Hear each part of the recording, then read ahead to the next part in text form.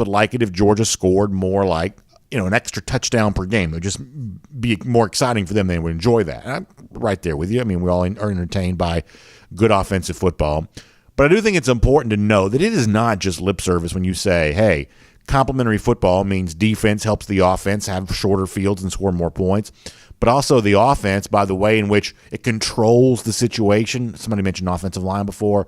Offensive line, opening up those holes, dominant. Now, Georgia was not a 3 yards in a cloud of dust team a year ago, far from it. But the way in which Georgia plays, I did think set up the defense for more success there in 2021. A different kind of offense would have made things a little bit more difficult for Georgia's even historic defense. I think that's true. By the way, good morning to you and welcome in on all of our platforms, Facebook, YouTube, Twitter, Twitch. We're happy to have you here on DawgNation Daily, presented by Pella Window and Door of Georgia today. And we'll get ready to get started in the program coming up in just a minute. Tiffany says, is DawgNation planning any events before the Chick-fil-A kickoff? Funny you should say that, Tiffany. I had a couple of brief meetings last week about a couple of things for the season opener versus Oregon, and I think it's going to be really, really fun. So I can't wait to tell you more about that here coming up.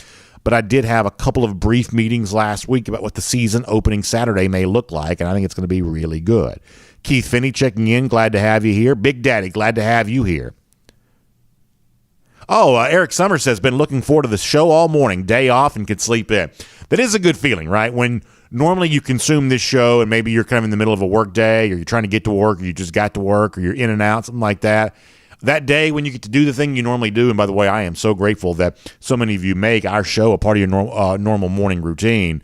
But when you get a chance to get a chance to consume it and you're kind of laying in bed or having that second, third cup of coffee, whatever it is, and you're not in a rush to get anywhere because obviously we said before, today is a national holiday, Juneteenth, our newest national holiday. A lot of you getting a chance to be at home there today. I'm glad to have you with us, and certainly a well-earned day off for many of you, so hope you enjoy that for sure. Couple of more, and we'll get ready to get started. Steve in Alabama checking in, joining in from Gulf Shores. Listen, there's no better part of Alabama than down there on that Floribama line down there in Gulf Shores. That's good stuff there, Steve. Hope you're enjoying yourself for sure. Randy Hall says, great collared shirt. I appreciate that. I do appreciate that. I will tell you a quick story. So you can't see anything obvious from the waist down. And, listen, we are in a studio, and this is kind of a sports environment, but just on the other side of this door over here is a regular office environment. You have regular salespeople and important professionals that are doing their work. And given the fact that today is Juneteenth, I was sort of under the impression the building was going to be empty. And so therefore I wore shorts to work today because, listen, like in our old studio, this is more than you want to care to know. And we'll get started with the regular show after, in just a second. But our old studio was empty for such a long time. A lot of folks were working at home because of the pandemic and everything else. I got in a habit last summer where I pretty much just wore shorts every single day because nobody was in the office to even notice. Well, now we're in a little bit different office environment, and there are more people here on a regular basis. Well, I sort of have to at least somewhat dress as a professional would, although I still wear jeans a lot of times, things like that. The point is today I thought the building was probably going to be empty, so I wore shorts to work today, but there are a few more people mulling around than I realized. So hopefully I don't get a demerit for that. But nonetheless, still glad to have all of you here. All right, let us see a couple of things here really quickly before we get going. We'll get Randy Hall here. He says last year's team was a complete team. Offense that used up clock, exciting touchdowns, and suffocating defense. Great special teams, block punts, great punting, etc. Yeah, when you win a national championship, doesn't it seem like it's that way? Where in college football now, it just sort of seems like everything works together, and you got to be really top flight, elite in almost every category. And thankfully, that is what Georgia was last season. All right, we got some good stuff to do for you today. We'll have some fun off the top with Lane Kiffin having to backtrack on one of his jokes from a year ago. It's sort of fallen flat now. A Georgia wide receiver has stepped up with big ideas what he can do here this season. We'll address that a bit on today's show, and we'll also remind you what one of our great guests said about this topic a week ago. Speaking of great guests, we've got one for you lined up today. John Stinchcomb going to be on hand, and big recruiting news there too. Georgia does get a kicker commit, takes him from Alabama. That's always fun. Also, a little bit on Arch Manning here there, too, and a big, and I do mean that in more ways than one, UGA target has set his commitment date, come up with his list of finalists and all of that. So we'll address all that before we're done. Glad to have you with us.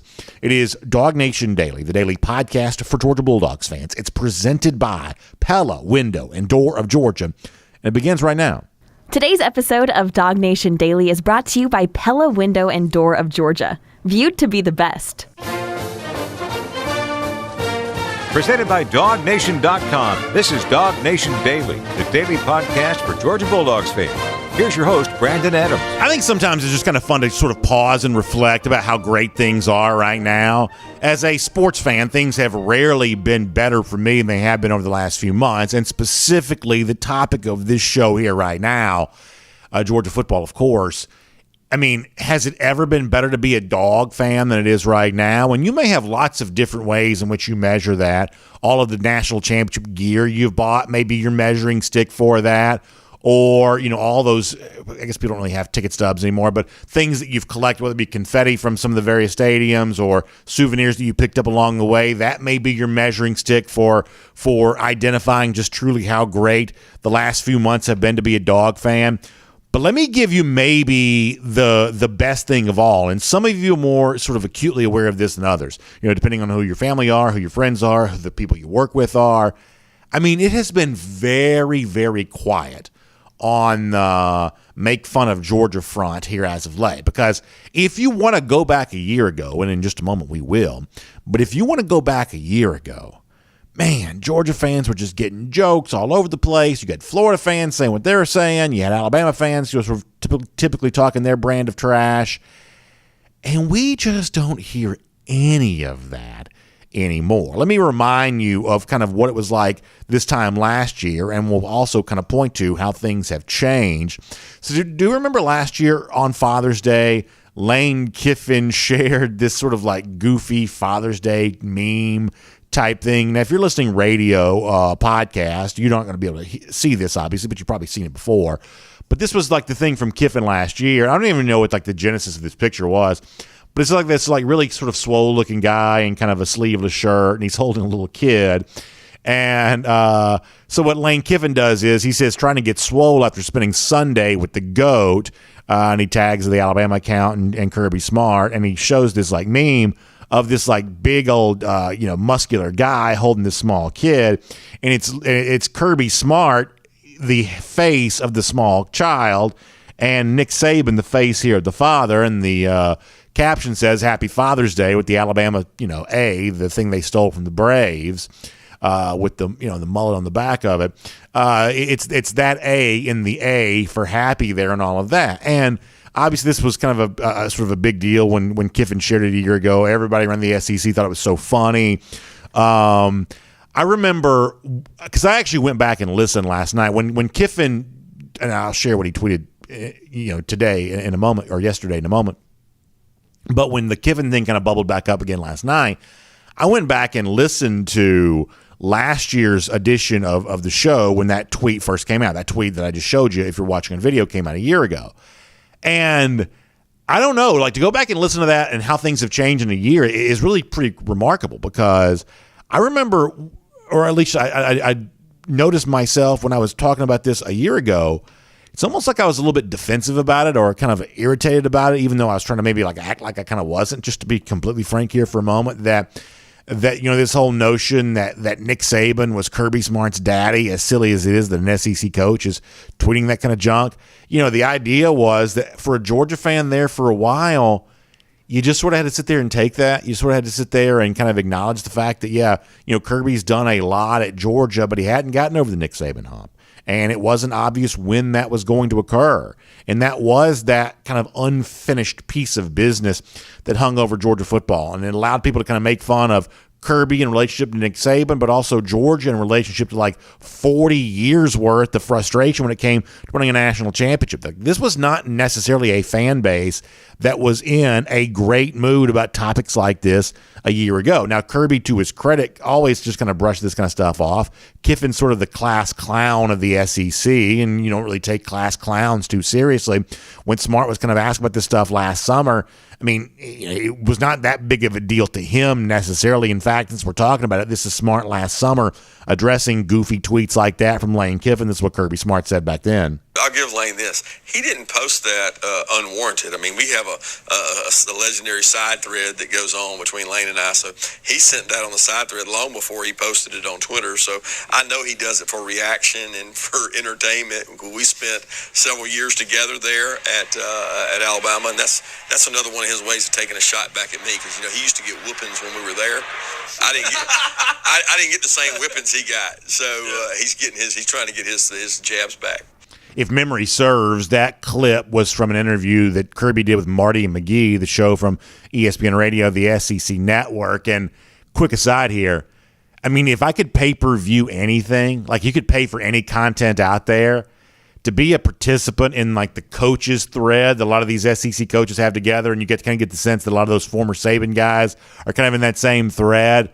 I mean, how much would you pay to be a part of that? Every now and then I'll hear about a little something that might go on between some of these guys, but to be able to hear more of that, to be able to, have more kind of fly on the wall type vantage point for some of the interactions that go on here. I mean, there's probably nothing more valuable than that. Can you imagine what a coaching thread like that would be like when Jimbo's going after Saban the way that he did the other day, or Saban's going after Jimbo, which kind of started the whole thing? I mean, can you imagine what that must be like? And I'm imagining it's probably pretty fun. So Kirby credit his ability to kind of laugh all that off when it happened a year ago, saying, Kiffin got a lot more whoopings from Saban than I did. So, Kirby's got a pretty good sense of humor about stuff like this. But the point of the conversation over here is that we're in a day and age now where Georgia fans themselves get to have a great sense of humor about all of this. Because a year ago, Father's Day, you want to make fun of Kirby Smart, you want to call him, say that Nick Saban was his daddy.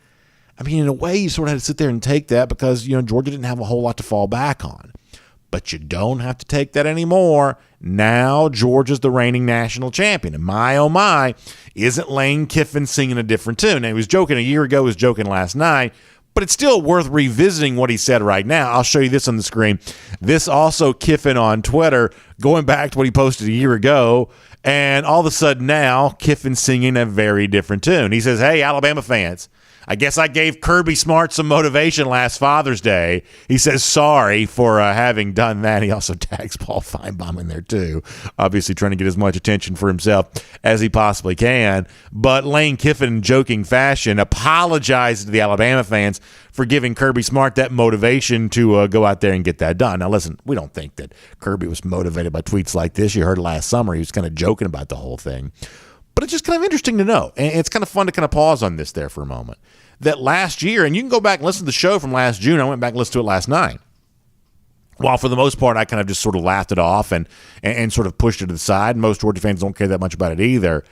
There was a sense last year of, hey, when is Georgia going to do something that stops making this program the butt of jokes? Because ultimately, here's what I know about you. You probably don't care that much about Kiffin joking with Kirby, but there is that guy that you work with, you're glad that he shut up. And there is that, brother-in-law when at Thanksgiving who you're glad that he has, been able to shut up now. Or that person that you interact with on social media or message boards, whatever else. The fact that they don't have anything to say anymore either probably feels pretty good. And when it's all said and done, I mean, this is just kind of the thing we do in college football. We like to build up rivalries. We like to kind of talk trash back and forth with each other. 99% of this is all good-natured fun. It really is.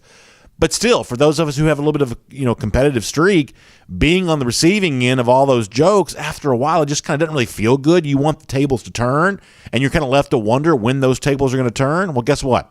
They've turned now. And guys like Lane Kiffin, who like to make themselves famous by putting out jokes on social media, can't joke about Georgia right now. And for a lot of you who have those kinds of folks in your own life there as well, who maybe had a long list of jokes for a long time, boy, those jokes seem really out of style right now, don't they? And who knows how long this lasts, how long Georgia will stay on top of the college football world.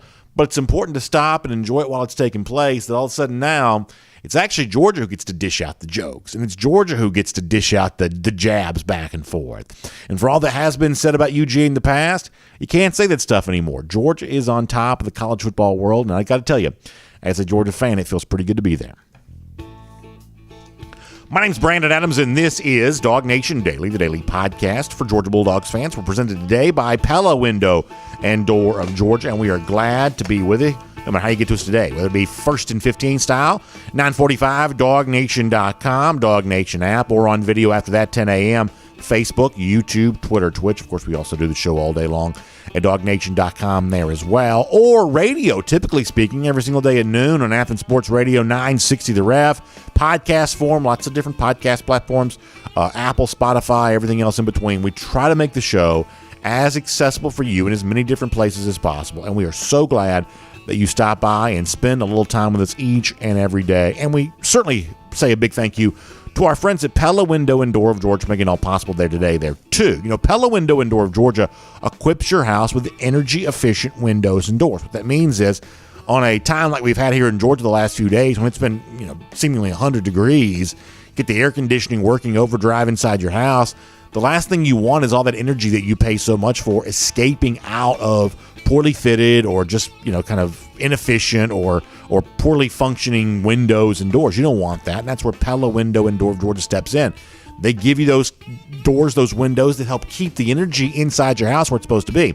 They also look great on the outside there as well. Always a good thing to increase your curb appeal, whether you think about resale or just being a good neighbor. Looking good on the outside is always a big part of that. You take great pride in that. And listen, folks know when it's time to step up and upgrade their home that Pella Window and Door of Georgia is the trusted brand to do that. Homeowners across the Atlanta area have been saying this for a long time through surveys and everything else. Folks know the quality of the Pella product, and it's time you got acquainted with that there yourself. So you can stop by and see them in their showroom there in Duluth. I've been there. It's really awesome, and it's a great way to get your hands on all the cool things that Pella has going on. That's Monday through Friday, 9 to 5, Saturday from 10 to 4, or you can visit them online there as well, pellaofga.com/DawgNation, pellaofga.com/DawgNation, or give them a call, 678-638-1496.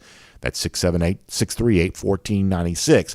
And take advantage of great savings there, too, because between now and July 2nd, you're going to get 10% off your entire project or no payments, no interest for 12 months. Pella Window and Door of Georgia is viewed to be the best. We're going to get John Stinchcomb here coming up in just a couple of moments. Looking forward to doing that. I'll also take a moment to say that it's fun to be speaking to you today on what is our newest national holiday. It's called Juneteenth, and it's a really cool story. It's one of those things that I probably didn't know a ton about a couple of years ago. There's actually a long list of things I don't know very much about, so this was just one of the things on that list. But man, to learn more about that and to understand why our country celebrates today, I think it's a really cool thing.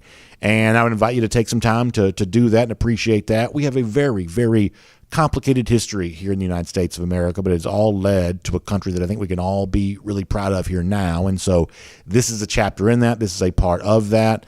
And it's cool to be reflecting on that as we do the show here today. So also for those of you who are off today, happy to have you maybe checking in kind of a day off situation, which you normally might not be. So that is all really fun. And what's going to be fun today there as well is talking to John Stinchcomb here coming up in just a moment. But before that, though, I do want to go around the doghouse. And it's assisted today by our friends at AAA. And one of the things we've talked about a little bit lately is the wide receiver situation at UGA. And I want to kind of build on that a little bit more based on what one of the Georgia wide receivers has said. So if you permit me to, let me go back in time and give you something that you've already heard.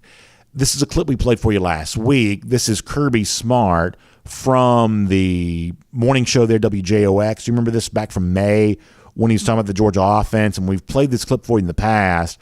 We have kind of focused in on the level of confidence that Smart seemed to be showing about his offense. And last week when we played this, we said, hey, notice that even wide receivers, that Smart is speaking kind of more openly about the wide receiver situation at UGA and feeling seemingly pretty confident about that in a way that he hasn't before. So you've heard this, but I want to play it for you again as a way of setting up what I want to share with you today. So this is Kirby Smart from May, feeling pretty good about the Georgia offense and speaking about wide receiver there in particular. Take a listen to this. Well, we want to be explosive, and we were last year. You know, people have this everybody talked about the defense that got overshadowed, that we were top 10 in explosive passes.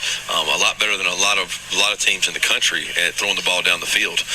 We did that with very effective because we were able to run the ball. So we have to continue to do that. We've got some tight ends we got to utilize. We've got 3 or 4 wideouts that are really good players, and we think we've got some really good young backs that are going to help us. So with Stetson coming back and the other quarterbacks we have competing, I'm excited to see what we can do offensively. So one of the things we noticed about that clip last week, and we talked about at the time, was Kirby saying, hey, we've got 3 or 4 wide receivers that we feel really good about. And listen, I don't want to be too literal because that can oftentimes be a mistake. But one of the things I asked Terrence Edwards on the show last week was, okay, so if we're going to say that Kirby Smart feels really good about 3 or 4 of these wide receivers, you know, Terrence, who are those 3 right now? And you would assume that Adonai Mitchell is one of them because of the stats that he put up a year ago, that Ladd McConkey is another one of those because of the stats that he put up a year ago. But that combination of Mitchell and McConkey last year when Georgia really needed wide receivers, the way in which those guys stepped up there in that situation, I mean, I think it's really a pretty cool story. And I think it both gives Mitchell and McConkey a chance to build on that here for the upcoming season. So if Smart's saying, hey, I've got 3 or 4 really good wide receivers that as a team we feel really good about, easy to imagine that that Mitchell and McConkey are 2 of those. What I asked Terrence on Thursday is, and you can go back and listen to the show from a couple of episodes ago if you missed it, I said, so Terrence, who is the rest of that group? Who is the other one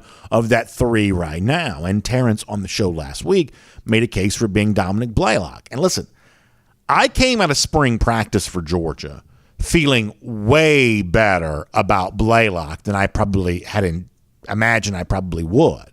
Dominic's one of those guys that when you saw him play as a freshman in 2019, boy, you saw a lot that you really liked. And you want to go back to his time in high school there at Walton prior to that. There was a reason why he was such an elite recruit and why he was, so buzzed about there at the time. I mean, this is a really pretty spectacular athlete. And he just seemed to have a nose for the football, a nose for playing the game the right way from the moment he got to UGA.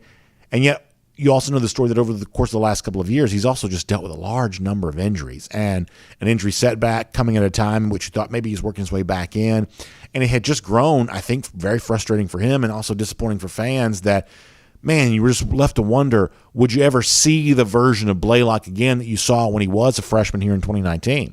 Well, this spring gave you reason to believe that's coming back, that he's back, that he is back healthy again. He is back ready to be a contributor again in a similar fashion to what he was when he was a freshman. When George Pickens was getting a lot of attention as a freshman that same year, but Blaylock wasn't too far behind in terms of his ability to contribute for UGA, and now Blaylock may be back to being that guy again. Some of the stuff that Terrence said about that last Thursday I thought was really interesting. But when you think about this, who are the 3 or 4 guys for UGA? Who are the ones that Kirby feels the most confident in?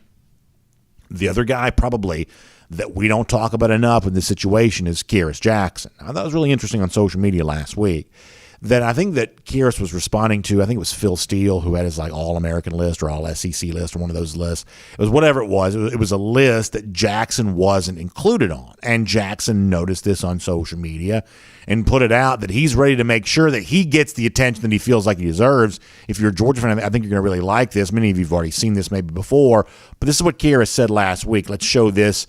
We even made a graphic of this here at DawgNation. Kearis responding to the fact that somebody somewhere had not ranked him on some list. I believe it was Phil Steele, if I remember correctly. Kearis said, it's time for folks to respect me as a wide receiver, and he let you know that he feels like it's time for him to shine. He's ready to go out there and show what he's all about there. And I got to tell you, I love it, man. When I was on vacation, I think Darnell Washington said something kind of similar, and I like that there as well. But I like these guys motivated to go out there and show what they're all about. And I do like it in a day and age in which, A.D. Mitchell's going to get his attention because he, had such a big touchdown catch in the national championship game. And Ladd McConkey is going to get attention because he certainly made great use of the opportunity that existed from Georgia a year ago. And Dominic Blaylock's going to get some of that attention because of what Blaylock once was before he was injured. Now seemingly he's back healthy again. I love the idea that Kearis Jackson says, no, I'm back too.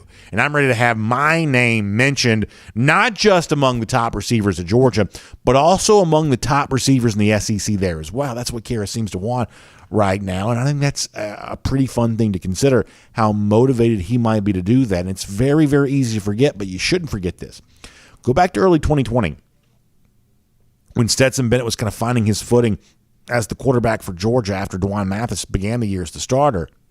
You know, who showed up big for Stetson back then? Tennessee game, Auburn game, back-to-back 100-yard receiving games for Kearis Jackson. This is a guy who has caught the football well for Georgia before. He also dealt with his own kind of injury situation last year that really prevented him from playing a lot of wide receiver. But it sounds like he's healthy and ready to also show what he's all about. I mean, the things we said last week about UGA still stand true here, is that this is a program that needs a big breakthrough at wide receiver. It needs the kind of top-end performance that makes it more attractive as a program for the very best wide receiver recruits. That's still true. But it's also possibly true this is the deepest overall crop of receivers that Smart has had since he's been here. More guys ready to play at a high-end level than maybe we're used to seeing from UGA.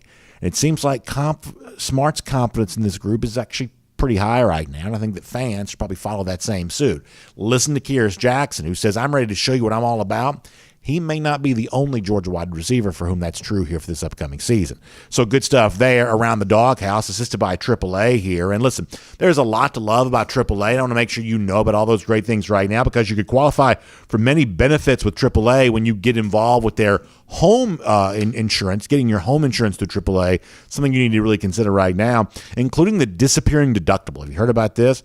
The disappearing deductible gives you a chance to reduce your comprehensive and collision deductible by $50 on this is actually auto insurance, your vehicle. You can take big advantage of that there. You can reduce your deductible by $50 on each vehicle for every policy term that you go claim free. So just simply give them a call, 833-718-2075 to find out more about that. That's 833-718-2075 to find out more about the disappearing deductible you can get when you get your auto insurance through AAA. That's a really, really awesome thing and a great way to save money right now, something that everybody wants to do, and AAA giving you a chance to do that through auto insurance. Now, also don't forget that coverage is subject to all policy terms, conditions, exclusions, and limitations, and discounts and savings opportunities are subject to eligibility requirements, subject to underwriting requirements, insurance underwritten by Member Select Insurance Company and non-affiliated insurance companies. Copyright 2022, the Auto Club Group, all rights reserved. All right, we have got a lot here coming up. It's John Stinchcomb. We'll talk some Georgia football with him. And after that, we got some recruiting news for you. Big Target has set a commitment date. That's worth knowing about. There is some information out there as it relates to Arch Manning, the official visit he took to Texas over the weekend. And Georgia also got itself a commitment over the weekend, too, from a pretty high-profile kicker. We'll cover all of that before we're done.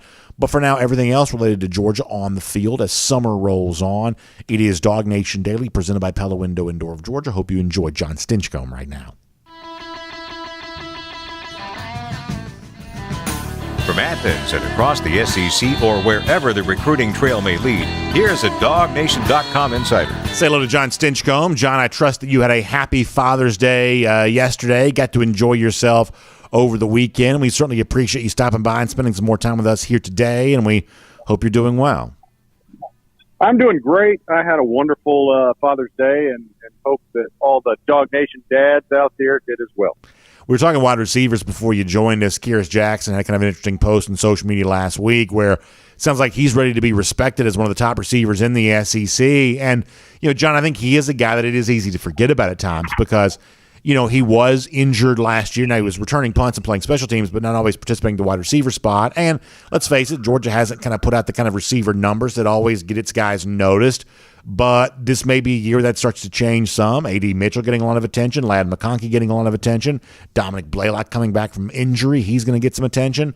But Kearis Jackson seems like he's got his hand in the air saying, hey, I want my attention there as well. And for a guy that brings a lot of toughness to the receiver position, John, I know you'll agree with me with this. I wouldn't count him out on really being able to go out there and get something done. I love the fact that Kearis is speaking out right now and looking forward to stepping up, and I think that gets you even more excited for the upcoming season, does it not? Yeah, it does, and I think for Kearis and really most of these guys, it's a matter of staying healthy. The talent is there, and he certainly flashed it. But the way Georgia attacks the game is if they have capable players in a specific position group, they have no issues and see it as almost a strength that they can roll through and keep guys as fresh as possible. And wide receiver is one of those position groups that, especially last year, depending on the series, you'd see a different deployment of who's taking the field.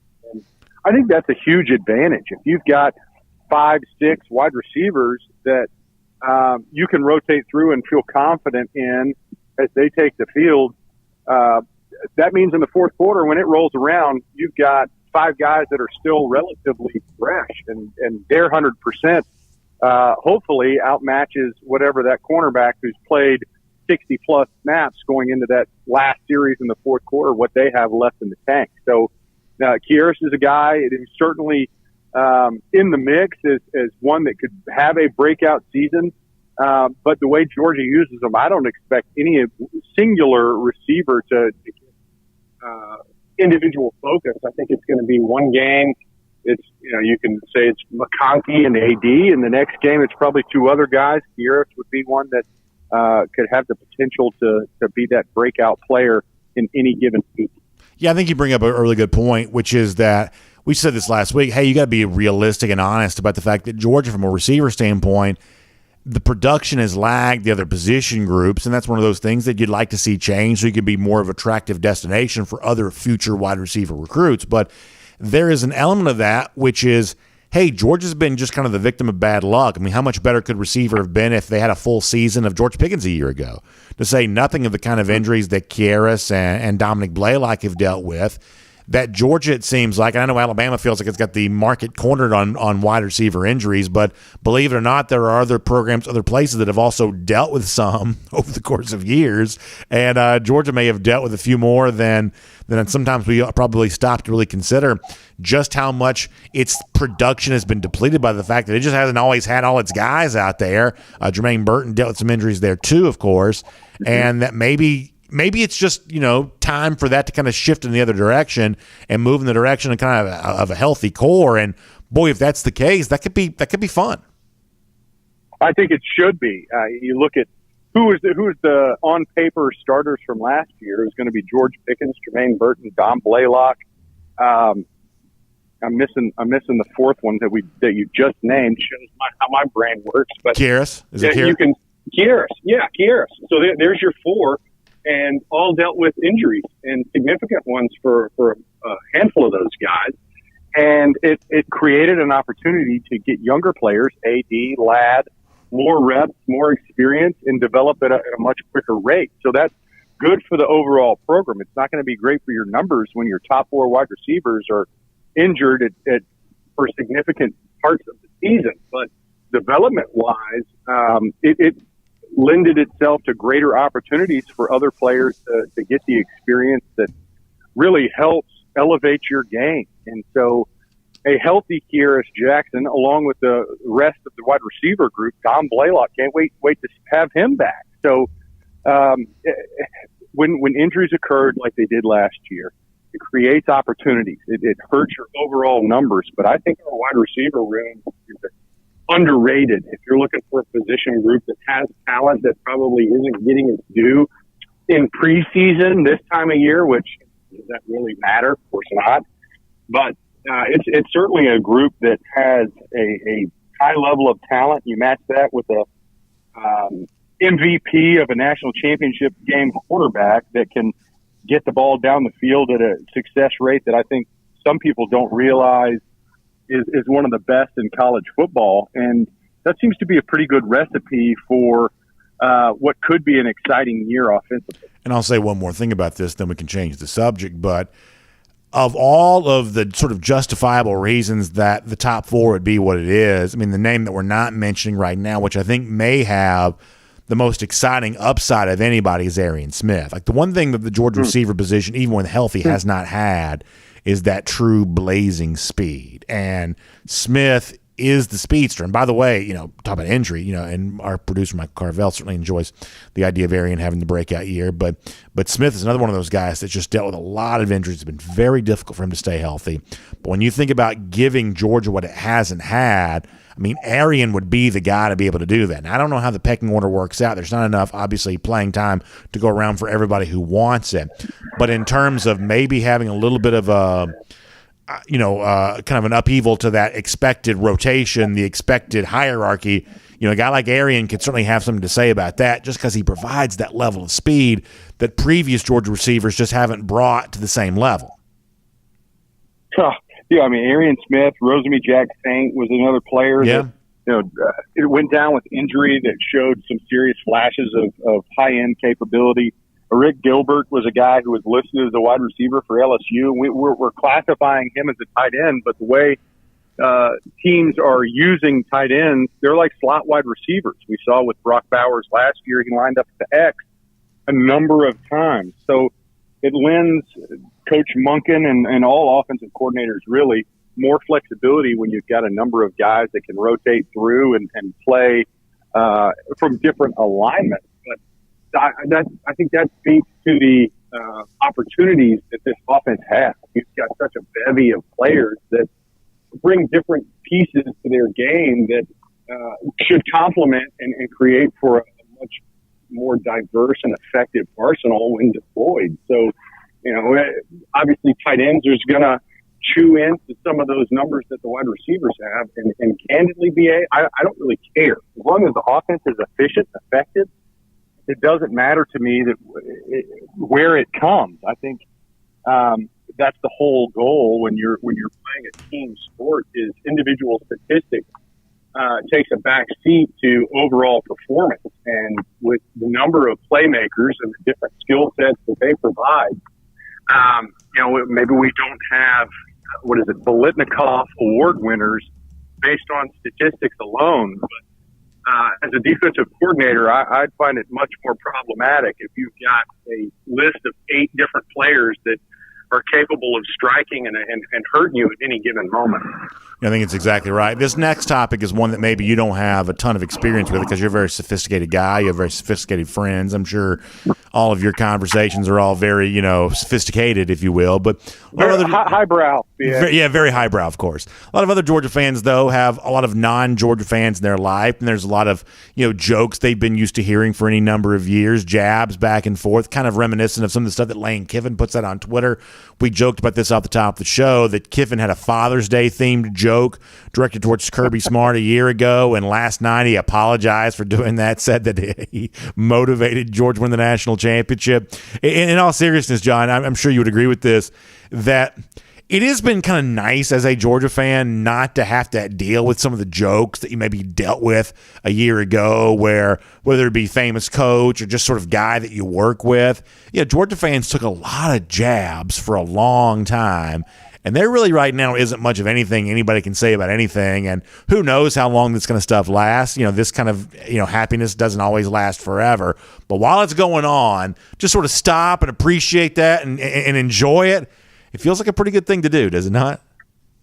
Oh, I love it. I love it because for 4 decades, we were the bridesmaid and never the bride. And it felt like we were the brunt of all the jokes. So let's enjoy the moment and the fact that there's not a lot of that people can say right now. And, Lane Kiffin has no problems poking any bear that's out there. And based on Kirby's response to what Lane put out this year of,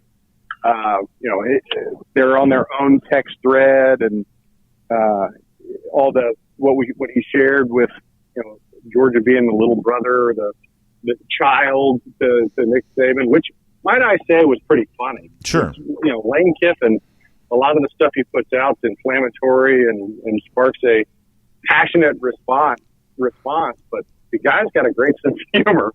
And I'm just glad that we're no longer on the receiving end of a lot of what he's saying. I'm also grateful that, some of the kerfuffle this year between Texas A&M and Alabama, that we were able to kind of skate past that. And the focus is certainly not put us in the crosshairs of distractions occurring this offseason. So for us being the national championship, national champions, not only did it silence some of the unnecessary jabs that we were taking. I'm going to call them unnecessary because as a Georgia fan, I certainly didn't enjoy them. but it also kept us free from some of the fray of just arguments that occur with, stuff where you step on a landmine, like a certain coach from Tuscaloosa did about a month ago. I want to finish with this. You're on the athletic board, so you're obviously a part of a lot of conversations about how Georgia spends its money athletically. And in football, one of the things I've always believed is there's no better way to spend money than to keep good employees happy. You're obviously a business person too. You understand that listen, your people resources are your most valuable commodity in a lot of different ways. And last week, Georgia gave a big raise to tight ends coach Todd Hartley. To me, John, this is just the way it's supposed to work. When you do well in your job, you ought to be compensated for it. And Todd's obviously, from a recruiting standpoint and on-field production standpoint, it'd be very difficult to maximize the tight end position better than he has. So now being, I think, essentially the highest paid guy at that position in the country for the upcoming season, that's to me, it's how it's supposed to go there. And I love the fact that Georgia has the resources to keep young, upwardly mobile, hungry coaches like Hartley in place. He doesn't have to go be offensive coordinator at blah, blah, blah, State University to get a raise. He can get that raise here right now. Maybe eventually he wants to be a head coach somewhere, and at that point in time, you probably would move on. But while he's kind of in the early stage of his career, Georgia can pay him to keep him. I love that this program has those kinds of resources. Yeah, and we're buying an extra year or two, right? I mean, across the board, even with our coordinators, as they get these pay bumps, position coaches alike, it's to hopefully retain them for an extra year. I think we saw similar with Coach Pittman, Sam Pittman, before he took his job. He got a little bump in pay for a season or two, knowing that his future is bright. And when you're a part of a winning program across the board, your coaches are going to be coveted. It's the same thing for players. They're looked upon in a brighter light, in a more glowing fashion, and rightfully so, because they've been a part of something that found success in a very difficult format and platform. So for these individual coaches, I think that it's hard-earned money. And where does it start? It starts with the fact that Ryan Nesbitt, CFO of the athletic department, and really the athletic department in general, has done such a fantastic job of managing their financial resources, despite all the landmines that were out in front of us these past couple of years, whether it was COVID or even expansion of facilities, which we were behind on, and now certainly passing that mid-mark and leading the way in certain areas. You combine that with the support of the fan base, which, you talk about where is credit deserved, and it's the DawgNation fan base, their willingness to continue to financially support the athletic endeavors through the university. It's been paramount. That's the reason why you can afford to have the highest paid tight end coach and justify it, because of the impact that he's had on our program. And he's not alone. I'm grateful for a number of these coaches that otherwise, if we're comparing apples to apples, it may not be the title, but if we can financially compensate them to be a part of this program, I think you can look and easily point to a number of these assistant coaches that would have opportunities to have a greater title somewhere else, but are willing to fill a specific need and role to be a part of this program, and we're able to financially compensate them in ways that makes it make sense for them. John, so great to talk Georgia football with you. I just appreciate your insight. It's a fun thing to do, and I know you got a lot going on this summer, so spending a little time with us, we're always grateful for that. Hope you enjoy yourself here, and we'll look forward to getting a chance to talk to you very soon there as well. Always a good time, BA. Go Dogs. Yes, sir. Let's take a look around the rest of the league. This is SEC Through. By the way, speaking of having a lot going on this summer, I hope you have a lot going on this summer there as well, whether it be playing golf or fishing or going to the pool or whatever else. Hope you got a lot of fun things planned, because there is no better way to count down the days until the season begins with a lot of fun summertime stuff. And by the way, if you've got a few of those like open slots to have some more summertime fun, then you know what I'm going to tell you need to do to take advantage of as much possible fun as you can have. That is a Royal Caribbean cruise vacation. This is the time to do it. You've been hearing me say that for such a long time. Get going on your own Royal Caribbean Cruise vacation. I was actually talking to somebody just yesterday, bumped into somebody at church. They were getting ready to be on Symphony of the Seas. That's a gorgeous Royal Caribbean cruise ship. They were so excited about their upcoming vacation. They said, BA, we know you love taking these Royal Caribbean Cruise vacations. We got our own one coming up. And I got to tell you, jealousy is a sin. You shouldn't be jealous at church. But there, just briefly, I was jealous of the fact that I was not going to be on that Royal Caribbean cruise ship and somebody else was. But here's what I know. I've got my own plans coming up for another Royal Caribbean cruise vacation here coming up really, really soon. And you can do the same thing. Enjoy like the onboard entertainment. That's the thing is like, you know, I think one of the things that sets apart a cruise vacation from kind of a land-based vacation is the fact there's just so many things to do on board. So many different great shows, whether it be the high dive show on the back of the Aqua Theater on some of the Oasis-class ships where you're seeing like the folks jumping off the diving boards from what seems like, I don't know, 50, 60, 70 feet in the air, however high it is. Or like the Broadway-style musicals. Like I was on Harmony of the Seas. They have Grease, like full-on production of Grease, full-on like say Broadway-style show. There's ice skating shows. Honestly, like the ice skating show was really very good. These are, you know, like sort of world-class Olympic-style competitors who are kind of now in the entertainment, you know, sphere when it comes to ice skating, but that's the level of skill and ability that they have. And I mean, to be able to see an ice skating show like that's actually really pretty amazing. And it's all the stuff that's available when you take your own Royal Caribbean cruise vacation. So I invite you to be able to do that. Our friends at the Cruise and Vacation Authority, they can help you do that. It's a travel agency that some UGA folks have kind of gotten started there, and they're doing a great job of telling people exactly which Royal Caribbean cruise vacation is right for them. So you can find them online, tcava.com. That's tcava.com. Or give them a call, 770-952-8300. 770-952-8300. So for the most part, our SEC through here is going to be mostly recruiting themed, and a lot of it kind of involves Georgia, including yesterday, Georgia getting a big kicker commitment. Now, I'm not an expert on kickers, won't really pretend to be, but Peyton Woodring committing to Georgia yesterday comes across a pretty big deal. First of all, it's a really cool edit of Woodring committing there to UGA.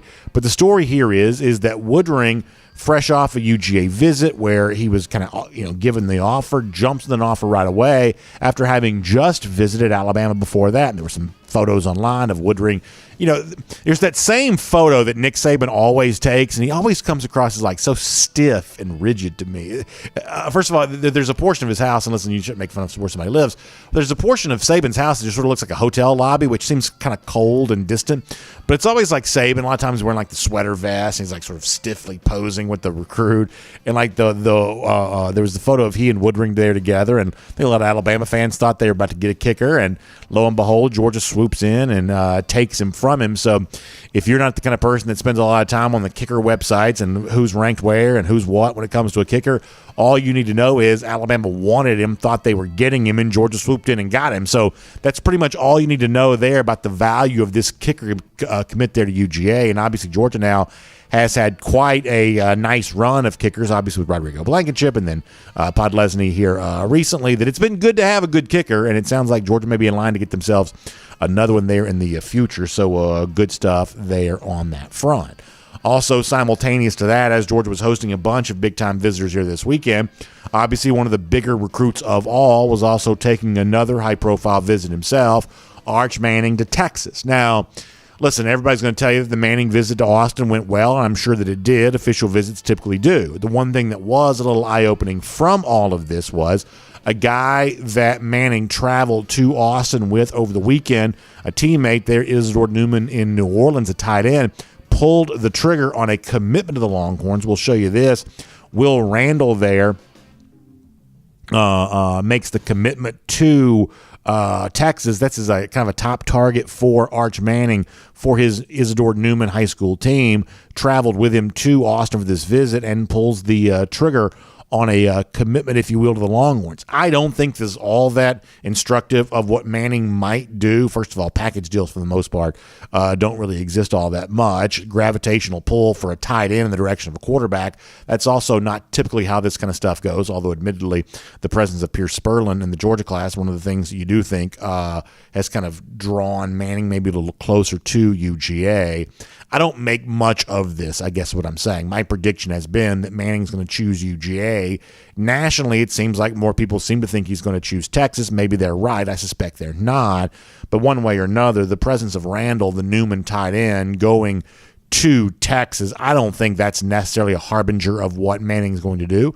I don't think it hurts Texas's chance with Manning, but this sort of strikes me as something disconnected from the recruitment of Arch Manning. But I did want to let you know that it did happen, if you weren't already aware, that a teammate of Arch Manning's from Isidore Newman did commit to Texas over the weekend while Manning was on campus. So clearly there was the presence of some good vibes, and we'll see how much that translates for the future. Obviously, hearing more about Manning going to be paramount here the next couple of weeks. He only had the 3 official visits scheduled. He's now taken all 3. We'll find out what's next for him on that. More big recruiting news, and I do mean this both literally and figuratively, is the fact that Jamal Jarrett has now put a sort of final list out there and a commitment date on hand for himself as he gets ready to make his big decision. Let me show you this. So top 3 looks like Auburn, North Carolina, and Georgia. The visit Jarrett just took was to his home state school of North Carolina. It sounds like the Tar Heels might be a little bit of a factor in this, maybe more than a little bit. It sounds like they might actually be a factor here in that. They obviously get the middle hat placement in the graphic that you're seeing on your screen. This coming from our friends at Rivals. There has been plenty of reason to feel like that Georgia, though, has been in a great spot with Jarrett, a player who I do believe is in a position of need. Obviously, when Jarrett took his visit to Georgia a few days ago, Jordan Davis was on hand. He's clearly been sold on the idea of being the next Jordan Davis there at UGA, and he had Davis there on campus while he was there as a way of kind of locking all that down. So I think that Georgia fans feel good about Jarrett to UGA. We'll find out. Can I see the graphic one more time? Because I'm not even really sure I ever said when the actual announcement was going to take place. So July 19th is the decision date for Jarrett. July 19th coming up on that as he gets ready to make his announcement. So Georgia fans, I think, feel good about this, but it sounds like North Carolina probably a little bit of a factor there too, so worth following for a position of need and a player of much demand here for the class of 2023. We'll make that cruising around the SEC, courtesy of Royal Caribbean. I know a lot of you are outside at pools and lakes a lot here this weekend, and when you do, those ice-cold coolers filled with the Finnish long drink, always a great way to enjoy all of that. And by the way, if you haven't tried this yourself, boy, it's time to do that, whether as you see on your screen, for those of you watching on video, that 8-can variety pack, you get 2 cans of each of the 4 different Finnish long drink varieties, or maybe you want just one choice all for yourself. If you go to the website, thelongdrink.com, you can learn more about this. You can find out about the cranberry or the long drink strong, which is 8.5% alcohol by volume, the long drink zero, no carbs, no sugar. There's the traditional, it comes in a blue can. It's got the grapefruit flavor, the gin kick, and it sort of looks like a beer because it comes in a can, but it's not. It's a ready-to-drink cocktail right out of the can. It's kind of a new, fun category of beverage. It's great to enjoy during the summer. I always think about the Finnish long drink this time of year because it's just fun to drink outside. I mean, let's face it, there are a lot of things that are fun to drink outside, but I would put this at the top of my list there on that. So check out thelongdrink.com. You can find out more about this, including where you can pick some up. Golf courses, bars, restaurants, beverage stores, great opportunities for you to try the Finnish long drink. It's from Finland. It's been in America for a couple of years. It's in Georgia now, and you can try some. TheLongDrink.com for a lot more on that. So a couple of golden shoes today, and they are Father's Day themed, and one of them even kind of ties back to what we did off the top of the show with the memes related to who is whose daddy around the SEC. Yeah, things have changed. Last year, you may have been saying, Nick Saban's Kirby Smart's daddy. Well, now it's Kirby Smart who's the paternal leader of the SEC here, and that's what our first golden shoe kind of celebrates here today. Scott Harris sends this to me. Happy Father's Day, it says. Somebody made this graphic of Kirby with his 3 children. It's Florida, Auburn, and Georgia Tech. That's really funny there. Good job to who made that. And Scott Harris, thank you so much for sending that to me. I certainly appreciate that. Also, how about this from Kip Copeland? This is really cool. He said, hooked up my dad, Rick Copeland, with a little addition to the Gator. That's obviously the small vehicle for Father's Day. He says, we just couldn't stand that lousy, stinking Gator.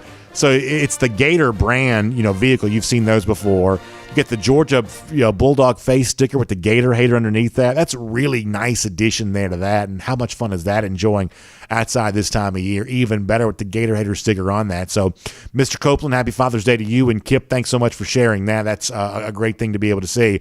A lot of those UGA-themed Father's Day gifts, and I love all of that. How about Gator hater updater? Speaking of those lousy, stinking Gators, 4,911 days since they have won a national championship. They are nobody's daddy right now, I can promise you that. And Gator hater countdown, 131 days from right now. Georgia back in Jacksonville, beating them up again. You'd love to think about that. That is our Gator hater countdown. We will see you tomorrow here on DawgNation Daily, presented by Pella Window and Door of Georgia. We'll talk to you then, everybody. And on video. Time now for the R.S. Andrews cooldown. R.S. Andrews, the one you turn to for your air conditioning, heating, plumbing, and electric needs. They will show up on time. They'll do the work that's promised for the price that's promised. Your water heater goes out. In many cases, R.S. Andrews can replace it for you the same day. So make sure you find them online at rsandrews.com. Yes, Scott Harris in the YouTube comment section over here celebrating his golden shoe win. Scott, that was really cool. I was glad you shared that with me. And I love seeing those really fun UGA-themed Father's Day gifts, including some really nice stickers to go in the back of a Gator vehicle like that. That's awesome. Really good stuff. I'll come back to YouTube in a minute. Let me go to Facebook here for a moment, and I'll get some comments there, and we'll come back to YouTube here in a bit. James Crump says, I believe it could be us and Alabama back in the playoff. Yeah, I think more likely than not, both Georgia and Alabama are playoff teams for the upcoming season, James. I think you may be right about that. Let's see what else. Dana Turk checking in, saying good morning to the Dog family. Dana, we're glad to have you here, too. Hope you are doing well. Joseph Kennedy and Miriam Corbin talking about how the upcoming season could play out for the recruitment of Arch Manning, and this is something we address in one of our vacation shows. What happens if Texas does beat Alabama? I don't think it's going to happen, but if it does, that certainly becomes the kind of thing that Steve Sarkisian can sell as a way of, hey, we really are getting better. We're getting more explosive. We are the kind of place that can be more attractive to a guy like Arch Manning. Some of those early season games are going to go a long way towards saying that. And I guess based on some of the stuff that has been said over the course of the last couple of months, different than I originally assumed it would be, but maybe Manning is likely to keep his recruitment open into the season. Maybe that's the case. So we're certainly worth paying attention to. Yacoba Simba says Texas doesn't have the offense to challenge the Bama defense just yet. But, they are going to be good at running back. Obviously with Robinson, they probably have more good skill position type guys than they're given credit for. So it's just a matter of can they put it all together. Matt Rugavina says the game, by the way, Matt lives in Texas. He says the game's going to be an absolute scorcher. 11 a.m. kick, early September in Texas. Good grief, those TV execs should have to sit through that. Yeah, so TV executives do like the noon kickoffs, noon Eastern, 11 a.m. Central, because they do, for whatever reason, just get really good ratings. People are just at home, I guess. They're settled in. It's a good TV window for ratings for fans in stadiums. They don't typically like it very much. And in Austin, maybe as much a reason as anything, the fact that it's going to be just probably so hot that day. Bill Sanders says, always great to be a Gator hater, and you better believe that's true. No doubt about that being true at all. Let's see what else. Brett Oglesby also mentioning, as we talked about a moment ago, the Texas tight end, I should say the Isidore Newman tight end that committed to Texas, and we'll see if that has any impact on Arch Manning. I suspect that's probably not a huge factor in his recruitment, but we did want to mention that because it is a factor. Randy also mentioned the fact that Clemson's been pretty hot on the recruiting trail as of lately. We talked about Vic Burley last week. They also got another big commit over the weekend too. So furthering what has been a little bit of an ongoing conversation for us of, is not to sound like PFT commenter here, but is Clemson still elite? Is Clemson still a part of the elite category some of these recruiting wins as of late would lend you to believe they are not looking to go quietly into the night on some of this. So, Randy, that's a pretty good point, that Clemson actually has been pretty hot in recruiting as of late. Worth mentioning. Joseph Kennedy. That's very funny on the subject of West Virginia. Nick Roundtree says, everybody's the Gators' daddy. When you have to press to beat Samford, you're nobody's paterfamilias. And yeah, that's about right, Nick. That's good stuff. That's good stuff. Let's go to DawgNation.com here for a moment there as well.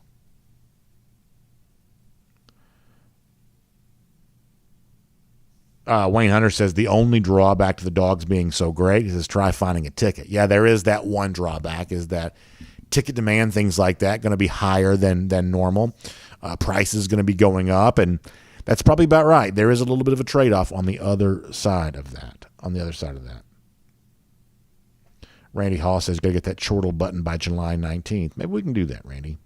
Maybe we can. James Lawson says, you know what's amazing? Being able to watch victory highlights from an SEC championship, a Rose Bowl, a Sugar Bowl, a Peach Bowl, an Orange Bowl, and a national championship. Yeah, I mean, I would say that the highlight reel of like big games, big wins for Georgia, especially after what happened last year when you added 2 more big ones in the Orange in the national title game. That's a pretty good highlight reel. And if you've been lucky enough to travel to some of those games, that's about as good a collection of memories as you're going to be able to have. And it kind of gets me thinking about this upcoming year of, so like one of the very few New Year's Six Bowls that Georgia hasn't played in is the Fiesta Bowl. I don't think Georgia's ever played in the Fiesta Bowl, but since the playoff has happened, they certainly have not played there. So you could either play like the semifinal game in your own backyard in Atlanta, or go to a place you haven't been, Arizona, for the Fiesta Bowl. It is interesting to think that Georgia could add another one of those, New Year's Six level bowls that it hasn't been to here this year when it comes to Fiesta, but I think I'd probably still rather be in Atlanta. But the overall point that James is making is right. Like, that highlight reel right now looks really pretty good. It looks really, and I think in some respects it makes the Orange Bowl a little bit more enjoyable, because, I mean, there is something to be said for the Orange Bowl, not the Orange Bowl, the Rose Bowl, making the Rose Bowl a little more enjoyable, because let's face it, this upcoming year will be the 5-year anniversary of that. I think that's right, if I'm doing the math correctly, which is not always a given. The point, though, is that if Georgia's Rose Bowl win 5 years after it happened is still the biggest one in the Kirby Smart era, there is a little bit of deflation that goes along with that. There's a little bit of devaluing of that happens, where all of a sudden it kind of feels like the sort of close but no cigar type moment, and instead of being this great special memory that we all cherish, it becomes the kind of thing of a reminder of how close you came to winning a national championship, but ultimately didn't get it done. But now that Georgia has the national championship trophy, I think it makes the Rose Bowl experience that much better. I do. And, the fact that it was 5 years ago, I don't think that's the kind of thing you have to be ashamed of and say, oh, look at these Georgia fans celebrating something less than a national championship. No, Georgia's celebrating a national championship too, but they're also remembering one of the great classic games ever played. And so I think your appreciation for some of those other games is made even more enhanced because Georgia also finished the drill, as Coach Rick would say, and won the national title this past year. Really good stuff. Let's go to YouTube. Phil Underwood says, I was crossing the St. Johns River in downtown Jacksonville. So it sounds like Phil's had himself a good little summer here. That's awesome to see. Good stuff. So, Michael, that spam thing is back in there. Is there anything we can do to block that? Let's try. Maybe we need to block that again.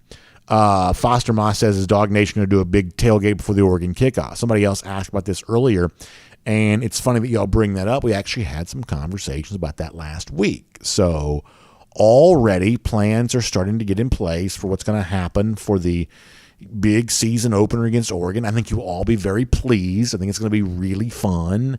and it's already getting started. So I like this time of year for me personally because on the business side of things, the people that, wear suits and ties and do important work on a daily basis, they start bringing me into meetings about, fun stuff for the upcoming season. I get a chance to give my input on some of that kind of stuff. And this is one of the ways in which it makes the start of the season feel a little closer to me when we start having these meetings about whether it be, campaigns we're going to have going on this fall or big, big events taking place this fall.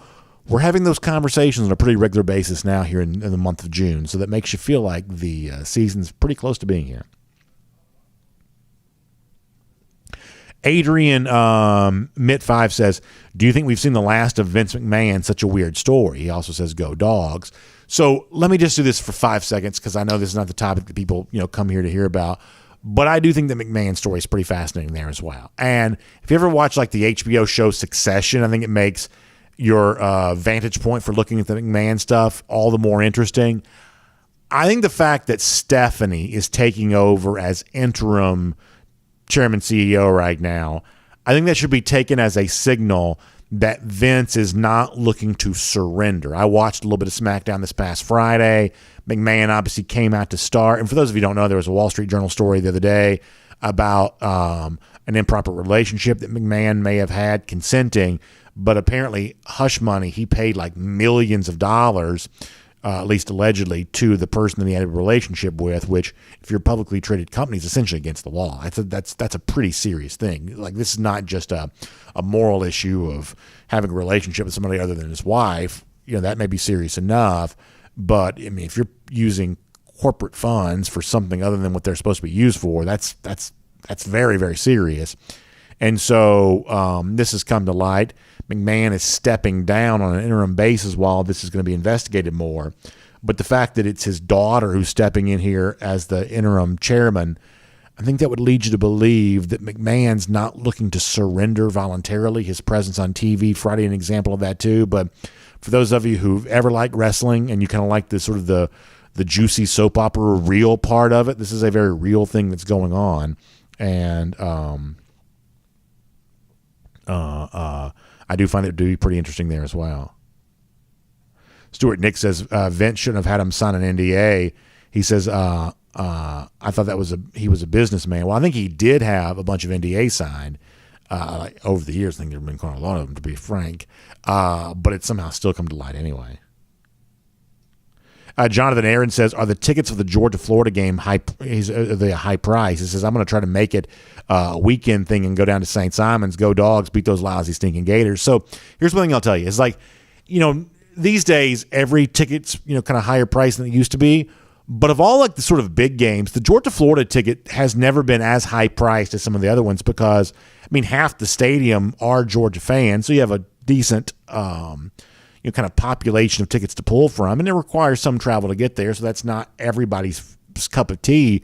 So of the big games that you can attend, the Georgia-Florida ticket has never been quite as high priced as, like, say, some of the other games that might exist from time to time. So I would say that it's a reasonable ticket price. Going to St. Simon's before the game, one of the most fun things you can ever do. It's just such a blast. I can't recommend it high enough. So I hope that it does work out for you. I think you'll really enjoy it. Let's see what else. Foster Moss says Georgia Power should give Brock an NIL deal and call it Georgia Bowers. That's not bad. Brock's got himself a few NIL deals here, which I'm happy to see for him. Beer Cans and Batty says Brock Bowers going to cut your defense lights off. That's funny. Jack Moreno says, if any team of recent years can or has the ability to repeat, it would be UGA. He says, I'd even say this would be the most likely to repeat. There's just a different vibe about UGA that's special. I don't disagree with that. I think that I think that Georgia's actually in a really pretty good spot as all that is considered going into the upcoming season. Lesko asked, what time is the Oregon game? It's been announced as a 3:30 kickoff. Georgia-Oregon, 3:30 kickoff. All right, one final trip around the comments section. We'll get ready to go after that.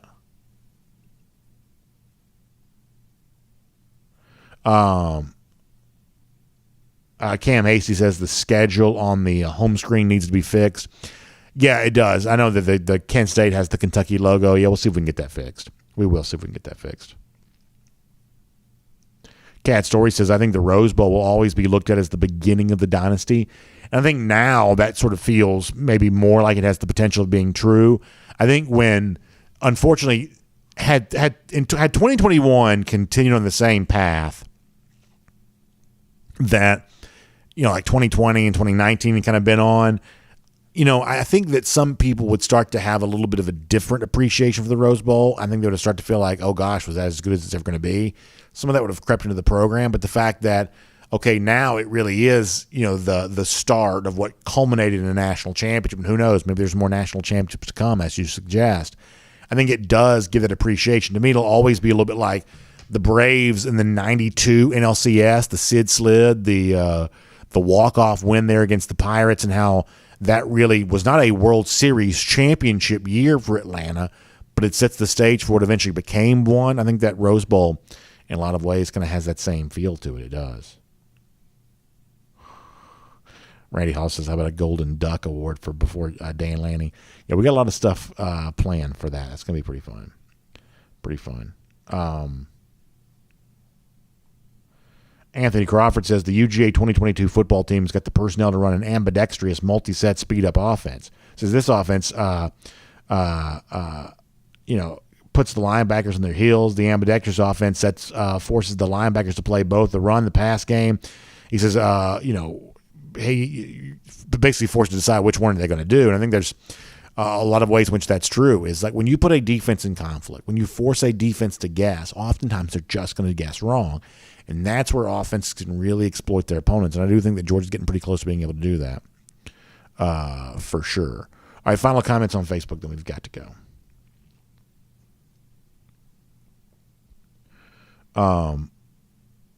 Travis McCullough says James Crump says the game at Mississippi State's going to be tougher than some people expect. Yeah, I think of the games that are tougher for Georgia, at least have the potential to be, I gravitate towards those true road games. At South Carolina early in the season, at Kentucky and Mississippi State, and those are back-to-back weeks. Am I remembering that correctly, that Mississippi State and Kentucky are back-to-back weeks? Late in the season for those true road games. If Georgia's challenged, I believe, in the regular season, it's going to come from one of those true road games. Keep in mind, like the last time Georgia was in Lexington back in 2020, very weird kind of year. There weren't very many people in the stands that day, but Georgia did not play very well in Lexington. And just got to keep that in mind. Keith Folds is ready for Georgia, Florida to be moved home, and maybe one day that'll happen.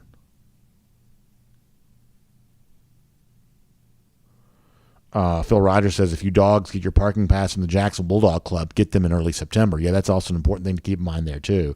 I mean, really, one of the great Bulldog clubs is that Jacksonville Bulldog Club, for sure.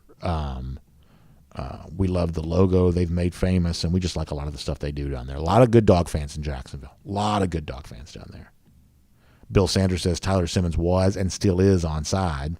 Obviously, a great recollection from the 2017 national title game. And Joel Moody and Miriam Corbin reminding us that this year's national title game upcoming in January of 2023 will be played at SoFi Stadium in Los Angeles. So, by the way, for those of you who spent a lot of time in L.A. back in the old Rose Bowl days, you could be back doing that again here for a game being played at a different stadium. David Valentine with some Father's Day wishes. David, appreciate that. To all of you who've been a part of our comment section here today, I appreciate that there too. Hope you all have a great day. Thanks for being here for our R.S. Andrews cool down here today. Also, make sure to check out the AJC online, Atlanta Journal-Constitution. We talked earlier about Juneteenth, this newest national holiday for our country, and obviously there is a lot going on in the Atlanta area related to that. If you want to find out about some of those observances and celebrations, you can see that online at ajc.com. And Braves did avoid the sweep yesterday in Chicago, so read up on the latest with them. And I've only followed this probably partially, but maybe I'll start following it a little bit more closely. There are a lot of rumors involving trades in the Atlanta Hawks. There seems to be some belief that the Hawks need a roster shakeup. I will tell you this just editorially. Like, I don't understand why the Hawks are so keen to trade John Collins. That's a guy that I would not be looking forward to part ways with. I just think that Collins is the kind of guy that, if you're looking to advance, that kind of, hard-working dude, I just feel like it's the kind of guy you need. But it seems like Atlanta maybe looking to kind of shake up its roster there a bit. So, latest on trade rumors, maybe involving Rudy Gobert. You can find out more about that online, Atlanta Journal-Constitution at AJC.com. So read up on all of that, AJC.com. And we'll see you back here tomorrow for DawgNation Daily, presented by Pella Window and Door of Georgia, starting at 9:45 on DawgNation.com, the DawgNation app. 10 a.m. after that on Facebook, YouTube, Twitter, Twitch. After the show for the R.S. Andrews Cooldown. We will look forward to talking to you then.